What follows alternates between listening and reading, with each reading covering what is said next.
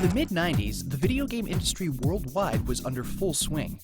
And while there were plenty of popular regional developers, the studios that could make international mega hits were pretty much centered in Japan, the United States, and Western Europe.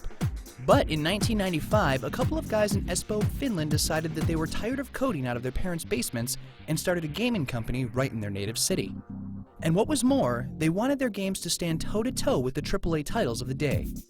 Although overambition is more often than not the downfall of a young developer, in the case of Remedy Entertainment, desperate gambles on outside-the-box thinking have only led them to sleeper hits and the success they needed to gamble it all again.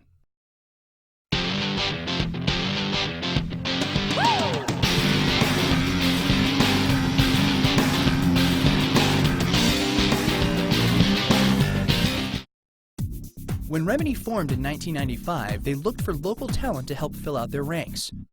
At this time, the so-called demo scene was just starting to fade out. Demos were audiovisual presentations that tried to fit as much content as they could into the constraints of computers of the day. One of the most famous groups making demos were Future Crew, the gang that created Second Reality, one of the most legendary demos of all time.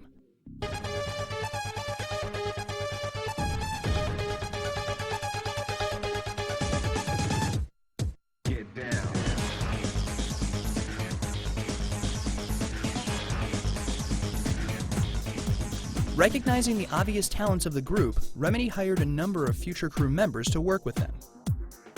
Remedy's mission was to make leading action games, an incredibly ambitious endeavor for a small crew of guys outside of the major gaming community.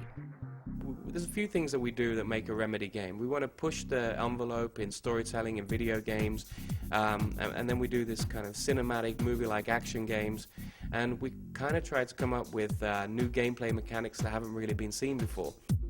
They charged ahead with their first game, a racing game called Death Rally. With clear parallels to the previous year's Twisted Metal and the 1975 cult film Death Race 2000, Death Rally featured cars filled to the gills with weaponry, making the title as much a brawler as it was a racer.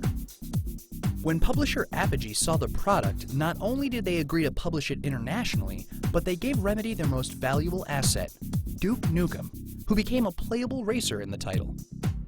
The game went on to sell 90,000 units worldwide, not a giant number by AAA standards, but for the tiny crew in Finland, it was considered a success. Though Death Rally is tonally very different from Remedy's later games, even today the guys clearly hold some love for it. In 2009, they re-released it for Windows as a freeware download. Their first project had taught them a lot about the development process. Dedicated 3D graphics cards were new to the marketplace and were rapidly changing the nature of game making.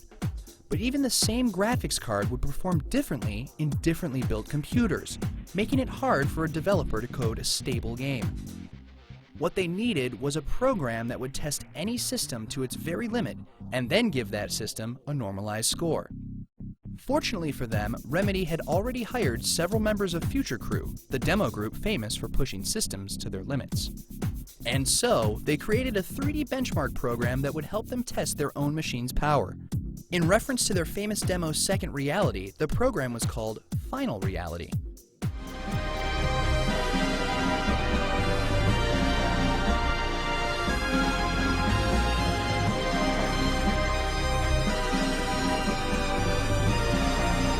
Thinking that they might not be the only guys wanting a benchmark program like this, they sold it as a product. They figured it might bring in a few extra dollars.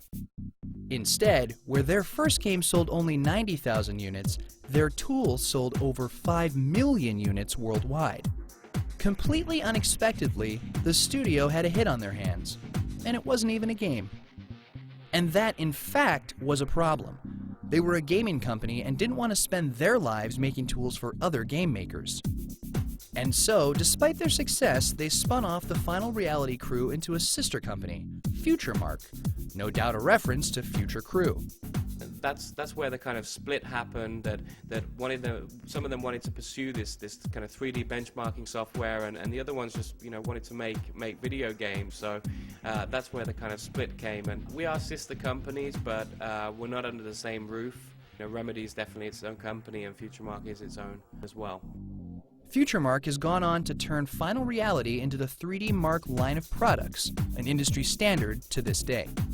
But Remedy wanted to get back to making games, and in 1997 came back to publisher Apogee with 3 ideas: another racing game, a space fighter sim, and a 3D actioner. Apogee indeed wanted to continue their relationship, but felt it would be smarter to concentrate on one game, specifically the action title, which was called Dark Justice. Apogee was on the hunt for a new franchise built around a compelling lead character, a strategy that had worked well for them with Duke Nukem. And so, for their crime epic set in modern-day New York, they developed a central figure, Max Heat. Apogee loved the name and spent $20,000 trademarking Max Heat worldwide. But at the 11th hour, somebody floated out the name Max Payne instead. Not only did it better describe the character, but it sounded less like a porno. Everyone agreed the name was better, and the title of the game was changed. Head writer Sam Lake, whose face the Max Payne character was modeled on, wanted to write a headier, more psychological game than the typical third-person shooter. As such, this game would veer into darker, more adult territory that other titles didn't dare head for. Where Apogee's Duke Nukem was as juvenile as games got, Max Payne featured drug-related murders, mythological allegories, and the deranged nightmares of its tortured hero. Unfortunately, graphics technology of the day didn't allow them to show the emotional subtlety and facial expressions they wanted out of their character. So instead of waiting for the graphics to evolve, instead they went back a step by turning all cutscenes into comic panels. The player's imagination would be rendering Max's angst in perfect clarity at no cost to the developer. After beginning work on the game just after Death Rally in 1996, they revealed the game at E3 1998. But despite a warm reception, the game vanished off the radar afterwards. After years of waiting, it finally resurfaced with a promised Spring 2000 release date. Spring came and went without any pain. It became one of those titles that was always talked about, but never seen. Some believed it would never be seen. But in July 2001, Max Payne finally hit shelves and blew everyone away.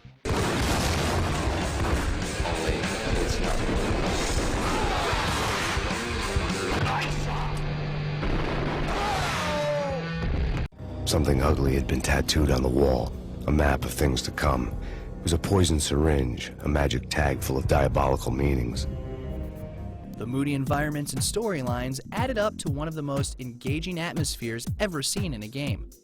Remedy's gamble that gaming audiences were ready for adult themes and deep emotional issues paid off, with many critics citing the hero as one of the most fascinating and original to hit the scene in a long time.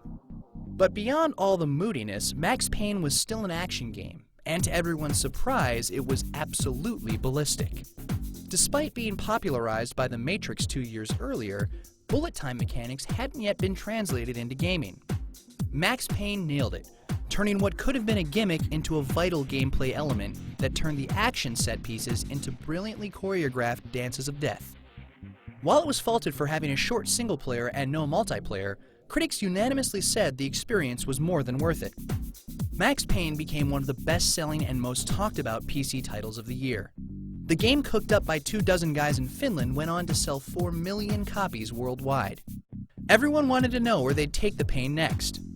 But true to their nature, Remedy defied expectations and sold their triumph away. Tune in next time to see how Max Payne's rockstar status paved the way for Alan to wake.